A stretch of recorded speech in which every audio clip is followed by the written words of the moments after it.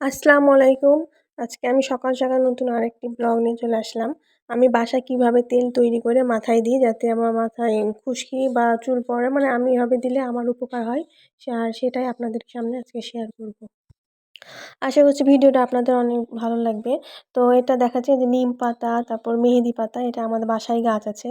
তো নিম পাতা, মেহেদি পাতা আর হচ্ছে আমলকি আর হচ্ছে দিব হচ্ছে কালো জিরে আর মেথি এসব দিয়ে আমি হচ্ছে তেলটা তৈরি করব। আর আমাদের বাসায় গোলাপের গাছ আছে।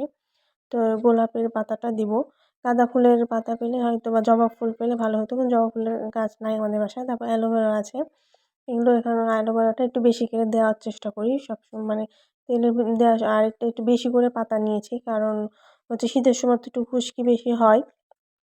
তার জন্য নিমের পাতাটা মেহেদি পাতা একটু বেশি করে দিয়েছি না এর থেকে একটু কম দিলেও হয়। তো আর এই যে কালো জিরা আর মেথি এগুলো একসঙ্গে আমি এই নারকেল তেলের মধ্যে দিয়ে দেবো। আর এটা হচ্ছে যে আমলকি ২-৩ দিন আগে নিয়ে আসছিলো। তো তেল বানাবো করে সময় পাচ্ছিলাম না। তো আজকে একটু ফ্রি সময় আছে তো একটু বানাই।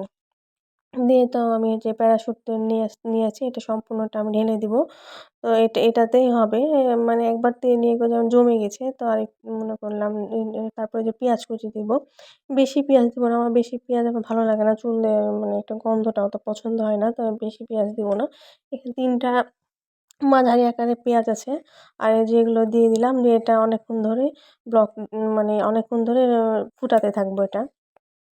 আর তেজপাতা দিলাম। তো সেন্ট পাওয়া যাবে। তো এটা অনেকক্ষণ বলতে ১৫-২০ মিনিট পর্যন্ত এটা আমি ফুটিয়েছি। ফুটিয়ে যে অতগুলো পাতা কমে অল্প হয়ে গেল। এটা আমি হচ্ছে যে এখন সবগুলো এটা ছেঁকে নিব চা ছাঁকনা দিয়ে। তো বলকটা বেশি করে তুললে মানে কালারটা নিম পাতা আর মেহেদি পাতার যে সবুজ কালারটা ওটা বের হয়ে আসবে বা হচ্ছে পেঁয়াজের রসটা। তো এইভাবে দিলে আমার খুশকি-টুশকি কম হয় মানে আমার উপকার হয় সেটাই আপনাদের সামনে শেয়ার করছি বা একটু চুল-টুলও কম পড়ে। সিল্কি হয়। আগে তো অনেক চুল পড়তো। এই তেলটা দেওয়ার পরে থেকে আমি নিজে, নিজে বাসায় তৈরি করি।